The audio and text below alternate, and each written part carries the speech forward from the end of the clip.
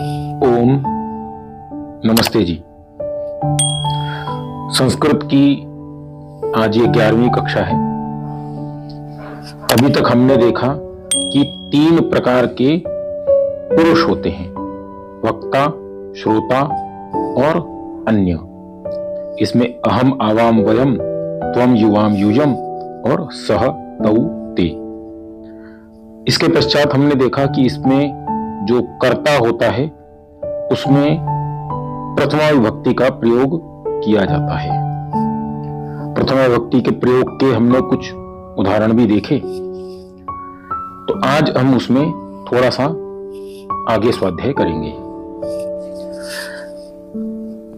कर्ता में प्रथमा विभक्ति का प्रयोग होता है और जो कर्ता होता है, कर्ता यदि 2 से अधिक या और लगा करके आए, जैसे राम और श्याम, मैं और वह, तो ये और का जो प्रयोग किया जाता है संस्कृत में, उसका जो नियम होता है वह आज हम देख रहे हैं।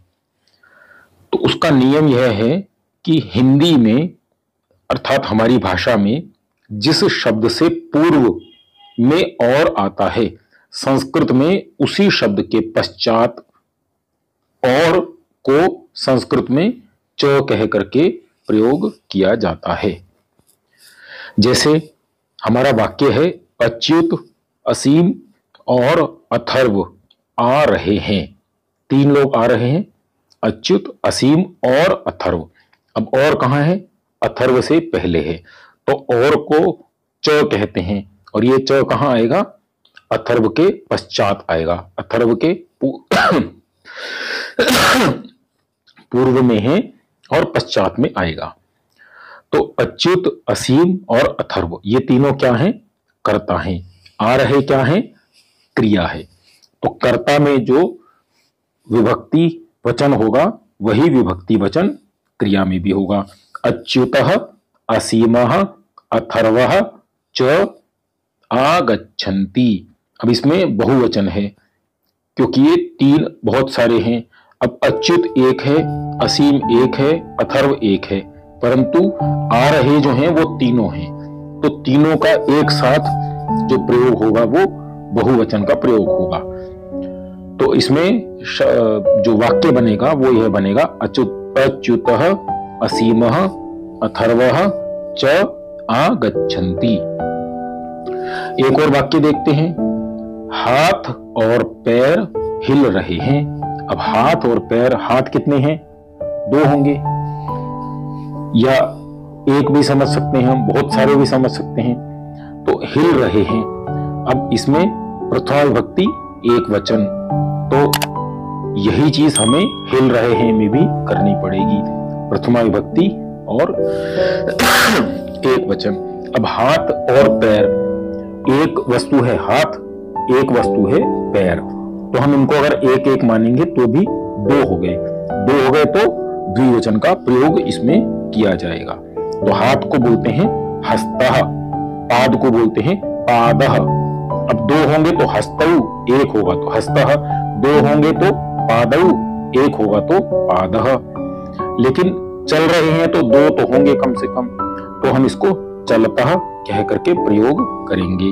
अब इसमें हाथ और पैर, और जो है वो पैर के पूर्व में आया है, तो इसका जो संस्कृत में च लगा करके हम वाक्य निर्माण करेंगे वो पैर के पश्चात च लिख करके करेंगे। तो वाक्य बनेगा हस्तः पादः च चलतः।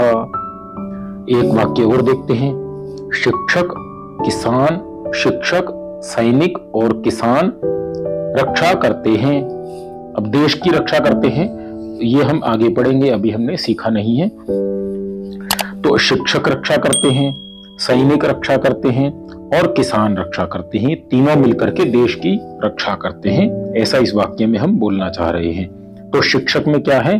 प्रथमा विभक्ति। क्यों? क्योंकि ये कर्ता है, एक वचन। ऐसे ही सैनिक प्रथमा विभक्ति एक वचन, किसान प्रथमा विभक्ति एक वचन। ये तीनों मिलकर के क्या करते हैं? देश की रक्षा करते हैं। तो देश को हम छोड़ देते हैं, रक्षा करते हैं, तो रक्ष बोलते हैं रक्षा करने को। तो रक्षा करते हैं, रक्षति, रक्षतः, रक्षन्ति। तो इसमें आएगा शिक्षः, शिक्षकः, सैनिकः, कृषकः च रक्षन्ति। अब रक्षन्ति क्यों आया? क्योंकि 3 हो गए, तो इसमें बहुवचन का प्रयोग हमें करना पड़ेगा। प्रथम पुरुष और बहुवचन, लट लकार आएगा क्योंकि यह वर्तमान काल में है।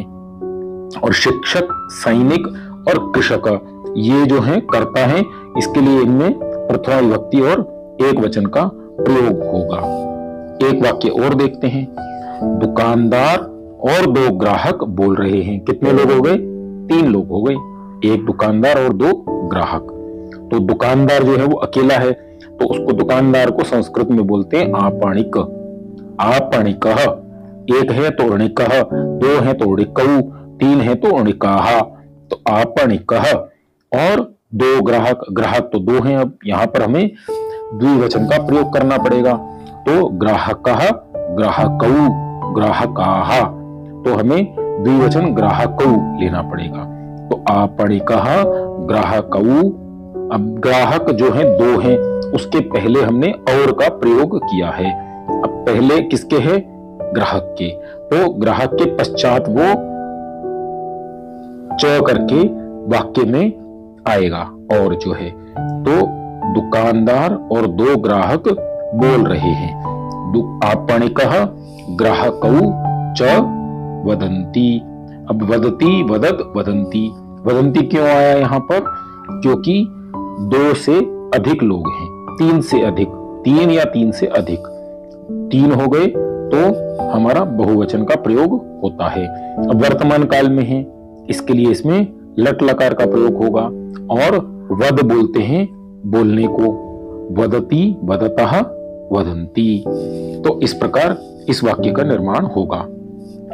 एक वाक्य और देखते हैं। अब मैं, बड़ा भाई और छोटा भाई खा रहे हैं। मैं, बड़ा भाई और छोटा भाई। मैं को क्या बोलते हैं? अभी हमने पढ़ा था पहले, अहम। मैं अर्थात अहम। बड़ा भाई अग्रजः, छोटा भाई अनुजः। अहम अग्रजः अनुजः च। छोटा भाई जो है इससे पहले और आया है, तो छोटा भाई के पश्चात च का प्रयोग करेंगे। अहम अग्रजः अनुजः च। अब खा रहे हैं। अब खाद धातु लट लकार में उत्तम पुरुष में बहुवचन में प्रयोग होगी। अब खाद कैसे धातु इसके रूप चलते हैं? इसके चलते हैं खादति, खादतः, खादन्ति, खादसि, खादथः, खादथ, खादामि, खादावः, खादामः। तो यहाँ पर हम बहुवचन का प्रयोग करेंगे खादामः। अहम अग्रजः अनुजः च खादामः। अब एक नियम हो, थोड़ा सा हम ध्यान में रखेंगे। यदि कर्ता वक्ता विभाग का हो, कर्ता है जो वक्ता विभाग का हो, बोलने वाला हो, अर्थात जो बात कर रहा है व्यक्ति वो ही कर्ता हो। अर्थात मैं विद्यालय जाता हूं, मैं भोजन खाता हूं, इसमें मैं क्या है? वक्ता। और कार्य कौन कर रहा है? क्रिया, वो कर्ता ही है। तो कर्ता अगर वक्ता विभाग का हो तो क्रिया उत्तम पुरुष की होती है। ये हमें थोड़ा सा स्मरण रखना पड़ेगा। जैसे तू और मैं, अब इसमें मैं आ गया, कौन खेल रहा है? एक तो तू और एक मैं। तू और मैं खेल रहे हैं। अभी तू तो अलग विभाग है, तू हो गया सह तौ ते त्वम युवा यूयम, तू अर्थात श्रोता विभाग। तो तू और मैं हो गया अहम, मतलब यह वक्ता विभाग। मैं बोल भी रहा हूं और मैं खेल भी रहा हूं। तू और मैं खेल रहे हैं। अब मैं आ गया तो इसमें जो हमारी क्रिया होगी वो उत्तम पुरुष की होगी, क्योंकि नियम क्या है? यदि एक भी कर्ता वक्ता विभाग का हो तो क्रिया सदैव उत्तम पुरुष की ही होगी। अब इसमें तू और मैं खेल रहे हैं। त्वम अहम च खेलावः, खेलति खेलतः खेलन्ति, खेलसि खेलतः खेलथ, खेलामि खेलावः खेलामः। इस प्रकार होगा। अब एक वाक्य और देखते हैं। तुम दोनों और मैं दौड़ रहे हैं, फिर आ गया मैं, अर्थात वक्ता विभाग का आ गया। तो क्रिया कौन सी होगी? उत्तम पुरुष की होगी। अब तुम दोनों अर्थात त्वम युवाम यूयम, युवाम मतलब तुम दोनों युवाम, और मुझे क्या बोलते हैं? मैं को अहम। च धावामः, धावति धावतः धावन्ति, धावसि धावथः धावथ, धावामि धावावः धावामः। अब इसमें तुम दोनों और मैं, ये तो दो ही लोग हुए ना, तो क्रिया धावामः कैसे आ गई?